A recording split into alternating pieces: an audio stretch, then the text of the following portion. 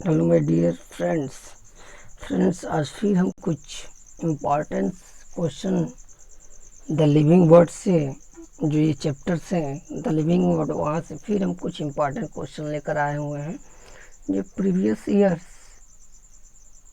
Medical exam में पूछा गया क्वेश्चन है। और ये कुछ सेलेक्टेड क्वेश्चन हैं जो बहुत इम्पॉर्टेंट क्वेश्चन हैं। तो आइए स्टार्ट करते हैं इस इम्पॉर्टेंट क्वेश्चन को। तो पहले आप वीडियो को लाइक कर दें और चैनल को सब्सक्राइब कर दें और शेयर करें इसे ज़्यादा से ज़्यादा स्टूडेंट के पास या स्टडी ग्रुप में। क्वेश्चन ये है कि species is a, first option ये है unit of classification, second option ये है unit of evolutionary history, third है स्पेसिफिक क्लास ऑफ इवोल्यूशन और डी है not related to evolution.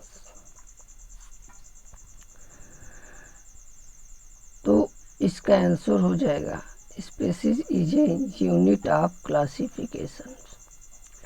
Species सबसे बेसिक यूनिट है जहाँ से हम क्लासिफिकेशन को क्या करते हैं, स्टार्ट करते हैं। तो 30 नंबर क्वेश्चन का जो आंसर हो जाएगा A is the correct answer.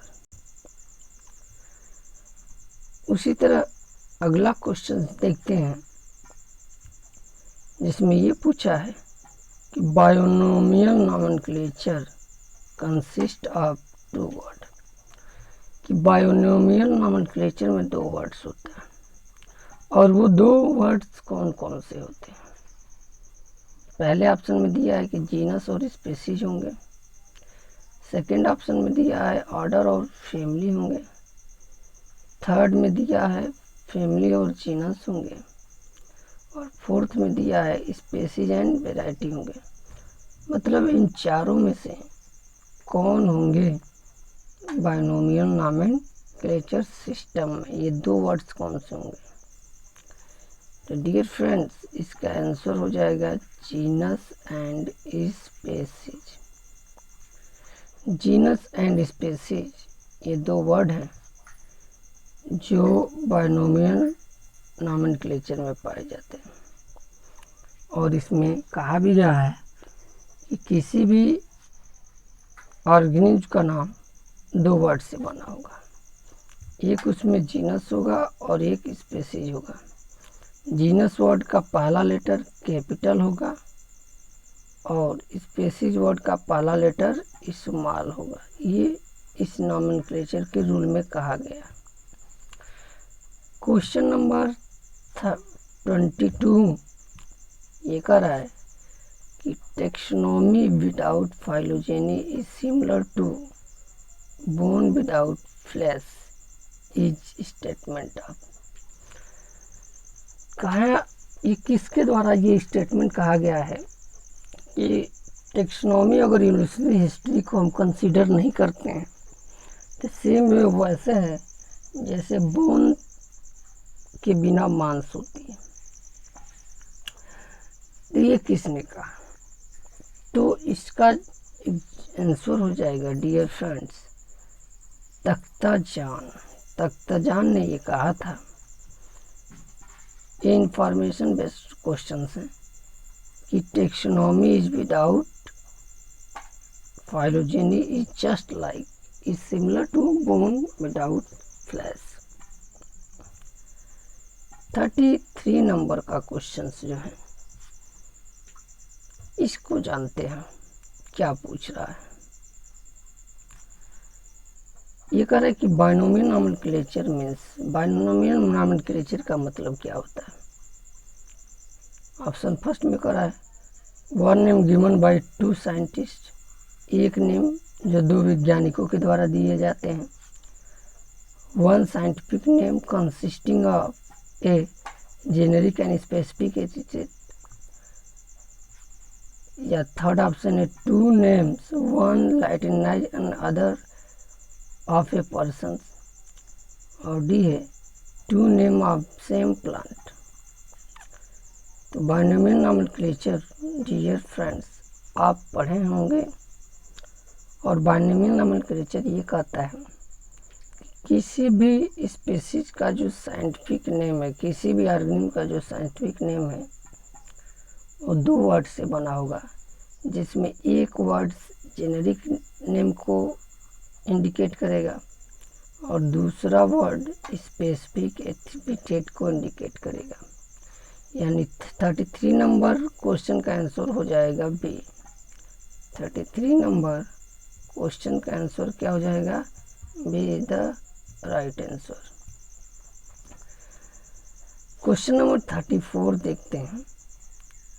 Linnaeus is created with, Linnaeus यानी कि कार्ल वॉन लिनियस, इनका नाम किसके साथ है, मतलब ये क्या इनका वर्क है? ऑप्शन फर्स्ट ये कह रहा है कि बायनोमियल नॉमेनक्लेचर इन्होंने दिया था। ऑप्शन सेकेंड कह रहा है कि थ्योरी ऑफ बायोजेनेसिस दिया था। थर्ड कह रहा है डिस्कवरी ऑफ माइक्रोस्कोप इन्होंने किया था। और फोर्थ ये कह रहा है कि डिस्कवरी ऑफ ब्लड सर्कुलेशन इन्होंने किया था। तो डियर फ्रेंड्स, जो बायनोमियल नॉमेनक्लेचर है इन्होंने ही दिया था। कौन? कार्ल वॉन लिनियस ने बायनोमियल नॉमेनक्लेचर को क्या किया था? दिया था। यानी 34 नंबर क्वेश्चंस का आंसर हो जाएगा A is the correct answer, binomial nomenclatures. तो बायनोमियल नॉमेनक्लेचर्स जो टॉपिक है ये बहुत इम्पोर्टेंट टॉपिक है, और आप देख ही रहे हैं लेसन फर्स्ट में इससे बहुत ज़्यादा नीट में क्वेश्चंस पूछे जाते हैं। मोस्ट प्रोबेबली यहीं से क्वेश्चन बनने की ज़्यादा संभावनाएं भी होती हैं। क्वेश्चन नंबर 35 को जानते हैं। क्वेश्चन नंबर 35 ये कह रहा है कि जो टर्म है फाइलम, इसको किसने दिया था? ऑप्शन ए कह रहा है कि क्यूवियर ने दिया था। ऑप्शन बी कह रहा है कि हैकेल ने दिया था। ऑप्शन सी कह रहा है कि थियोफ्रेस्टस ने दिया था। ऑप्शन डी कह रहा है कि लिनियस ने दिया था। तो इसका जो आंसर है वो है क्यूवियर। क्यूवियर ने सबसे पहले, यानी इन्होंने ही फाइलम टर्म का, यानी फाइलम वर्ड सबसे पहले कहा था। तो 35 नंबर क्वेश्चन का आंसर हो जाएगा ए। चलिए क्वेश्चन नंबर 36 देखते हैं और जानते हैं कि 36 क्वेश्चंस क्या पूछ रहा है। 36 क्वेश्चंस ये कह रहा है कि sequence of taxonomical category is, कह रहा है कि टेक्सोनोमिकल कैटेगरी का सीक्वेंस क्या है। पहले ऑप्शन में कह रहा है कि species, genus, family, order, tribe, phylum और क्लास आता है। या ऑप्शन नंबर सेकेंड कह रहा है species, genus, order, tribe, family, class, division आता है। क्वेश्चन ऑप्शन नंबर थर्ड कह रहा है कि species, genus, tribe, family, order, class, division आता है। और ऑप्शन नंबर डी कह रहा है कि species, genus, family, tribe, class, order और फाइलम आता है। तो ये जो क्वेश्चन है ये है टेक्सोनोमिकल हायरार्ची, इस टॉपिक से ये क्वेश्चन है। और सबसे पहले ये जान लीजिए डियर फ्रेंड्स कि स्पेसीज आता है, स्पेसीज के बाद आता है आपका जीनस, जीनस के बाद आता है ट्राइब, ट्राइब के बाद आता है फैमिली, फैमिली के बाद आता है ऑर्डर, ऑर्डर के बाद आता है क्लास, और क्लास के बाद आता है डिविजन्स। और ये जो है ये क्वेश्चन नंबर 36 में थर्ड ऑप्शन में दिया हुआ है। यानी क्वेश्चन नंबर 36 का जो ऑप्शन नंबर थर्ड यानी सी है वही इसका आंसर हो जाएगा। 37 नंबर क्वेश्चन देखते हैं। 37 नंबर क्वेश्चन जो है डियर फ्रेंड्स, ये कह रहा है कि important criteria for modern day classification. इन दिनों जो क्लासिफिकेशंस हैं उनका इम्पॉर्टेंट क्राइटेरिया क्या है जिसके बेसिस पे क्लासिफिकेशंस करते हैं। तो फर्स्ट ऑप्शन है रिजम्बलेंस इन मार्कोलॉजी, सेकेंड ऑप्शन है anatomical and physiological trait, third option है ब्रीडिंग हैबिट और फोर्थ ऑप्शन है presence and absence of notochord. तो मॉडर्न जो क्लासिफिकेशन सिस्टम है इन दिनों, और इन दिनों जो क्राइटेरिया है जिसके बेसिस पे ये क्लासिफाइड करते हैं वो ये है कि इन दोनों एनाटॉमिकल एंड फिजियोलॉजिकल ट्रेट को हम आइडेंटिफाई करते हैं दो आरजीओ में और फिर उनको क्लासिफाइड करते हैं। यानी 37 नंबर क्वेश्चन का आंसर हो जाएगा बी। नेक्स्ट क्वेश्चन है 38 और इसमें पूछा है dear friends, Linnaeus evolve system of nomenclature, और उस सिस्टम ऑफ नॉमेनक्लेचर को क्या कहते हैं। ऑप्शन ए कह रहा है कि मोनोनियल कहते हैं, बी कह रहा है कि वर्नाकुलर कहते हैं, सी कह रहा है कि बायनोमियल कहते हैं और डी कह रहा है कि पॉलिनोमियल कहते हैं। तो इसका जो राइट आंसर होगा वो होगा ऑप्शन नंबर सी, यानी कि बायनोमियल नॉमेनक्लेचर। बायनोमियल नॉमेनक्लेचर किसने दिया था, लिनियस ने दिया था। यानी 38 नंबर क्वेश्चंस का आंसर हो जाएगा सी। नेक्स्ट क्वेश्चन है 39 नंबर। 39 नंबर क्वेश्चन ये कह रहा है कि बेसिक यूनिट और smallest taxon of taxonomical classification is. तो सबसे स्मॉलेस्ट यूनिट है टेक्सोनॉमिकल या क्लासिफिकेशन का सबसे स्मॉलेस्ट यूनिट क्या है। ये भी टेक्सोनॉमिकल हायरार्की से ही क्वेश्चन है और इसका आंसर हो जाएगा ए, क्योंकि सबसे पहले आता है स्पेसीज, इसके बाद जीनस, जीनस के बाद आता है ट्राइब, ऐसे करके क्लासिफिकेशन सिस्टम जाता है और सबसे लास्ट में आता है किंगडम। यानी कि ऑप्शन क्वेश्चन नंबर 39 का आंसर हो जाएगा A is the species is the unit of और smallest unit of classification. 40 number question ये है कि the term new systematics term किसने दिया था, यानी किसने इंट्रोड्यूस किया था। तो इसका आंसर हो जाएगा जूलियन हक्सले। इन्होंने ही सबसे पहले न्यू सिस्टमेटिक टर्म को इंट्रोड्यूस किया था। यानी 40 नंबर क्वेश्चंस का आंसर हो जाएगा सी। अगला क्वेश्चन देखते हैं 41 नंबर क्वेश्चन, और 41 नंबर क्वेश्चन ये कह रहा है कि the contrasting character generally in a pair use for identification of animal in taxonomical की आर रिफर टू एज। कह रहा है कि जो हम दो विपरीत कैरेक्टर लेते हैं ना, या एक जोड़ी में जो कैरेक्टर लेते हैं एनिमल को आइडेंटिफाई करने में, टेक्सोनॉमी है, उसे हम क्या कहते हैं।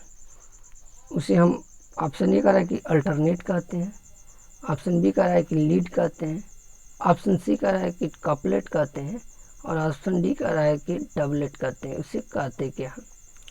तो इसका आंसर हो जाएगा कपलेट। जब हम